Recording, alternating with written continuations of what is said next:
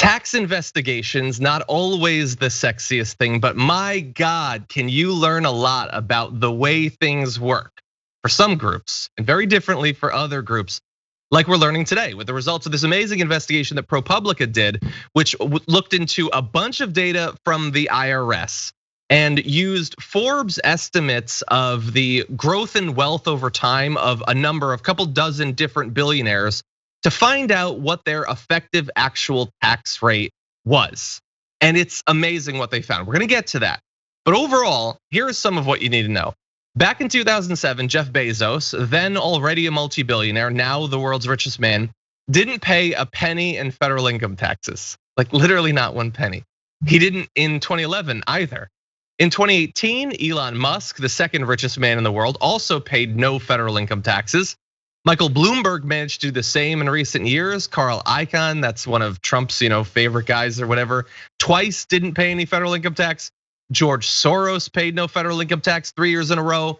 And if you're watching this and you're a conservative, feel free to focus on that last part. If that's what it takes for you to care at all about the way that these billionaires are getting one over on us, George Soros is in there too. Anyway, let's talk about what it's like for us versus what it's like for them.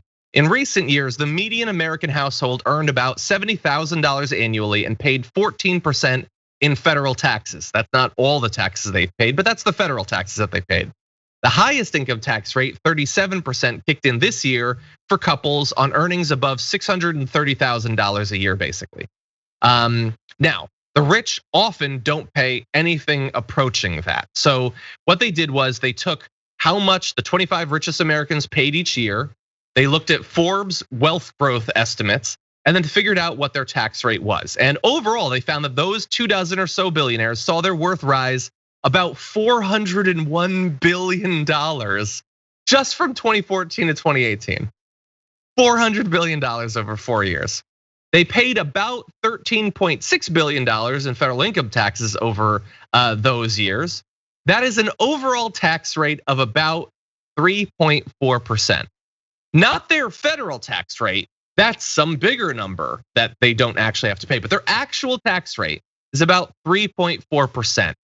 And we're gonna break it down with some individual billionaires who are doing even better than that make the 3.4%ers look like they're getting scammed by the government. But first, Anna, I wanted to give you a chance to respond. Yeah, I always appreciate this type of reporting, even though it's tough to sexy it up for clips or clicks, I should say. Because it's important to show how inequality has become such a huge problem in this country. It's literally baked into this economic system where wages, meaning the money that we earn through the hard work that we engage in, is taxed at a much higher rate than the gambling that you see either in the stock market or through private investing.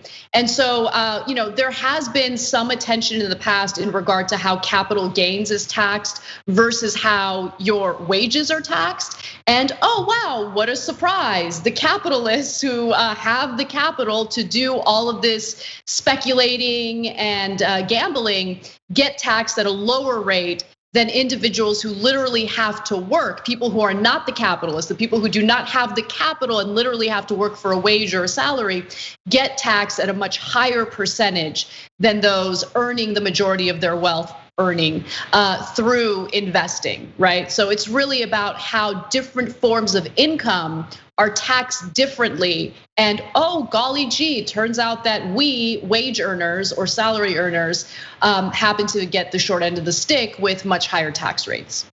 Yeah, 100%. It's real bad and it's about to get worse. So let's talk about some of these individuals. Warren Buffett, his true tax rate was 0.1%. I understand the graphic might be hard to see. It's available at ProPublica if you want. His wealth grew by $24 billion during that 5-year period, and he paid 0.1% on it.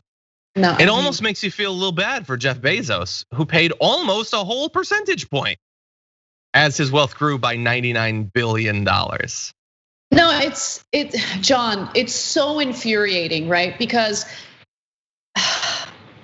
Again, like the way that they make this money is not the way that we make our money, or how factory workers or teachers or firefighters make their money. They're not earning that money through work. They're making it through investments, through like gambling on the stock market, gambling through these investments. So there's that frustrating part about it. Also, what this does is add additional insult to injury to hardworking Americans who do in fact pay a much higher percentage of their earnings in taxes. What this system does is it defunds the important programs that we need in order to live happy, prosperous lives, right? So let's say we find ourselves in some sort of terrible situation and we need to rely on the social safety net in order to, get ourselves out of that hole. It's impossible to do it if we don't have the funding. We're not getting the revenue necessary to fund these social safety net programs. Part of the reason why they're underfunded is because of how the tax system is written and how it overwhelmingly benefits the wealthiest people. And when we say wealthiest, we literally mean it, because this particular expose focuses on literally the richest men in the world. Jeff Bezos, Warren Buffett, those types of people. And wow, they pay such a tiny percentage of their wealth toward these income taxes that we clearly need to fund these social safety net programs. Yeah, and just briefly, I want to say, well, I have something I want to say, but first, I just want to show you this next chart. It is growth in wealth versus growth in taxes. On the left, you have Jeff Bezos. On the right, you have a typical American household. As their wealth goes up, their taxes go up. As his wealth goes up, not really. It doesn't really have any effect whatsoever. And so if you're watching this and you are a right winger, first of all, I'm surprised. Second of all, like, do you not get that this is actually going on? Do you really think that Tucker Carlson cares about Mr. Potato Head's? Like, do you really think that that's what he really cares about? Dr. Seuss, all these right-wing populists. Yeah. Who are meant to appeal to you, who are anxious like economically or whatever. And then always they're just talking about cancel culture and stuff. Is it possible they're hiding some other real concern? Is it possible? Maybe look into it. Because this is going on in the background as they've got you worried about like someone changing the name for pants or something. They don't actually care about that stuff. This is what they care about, and they're making a killing.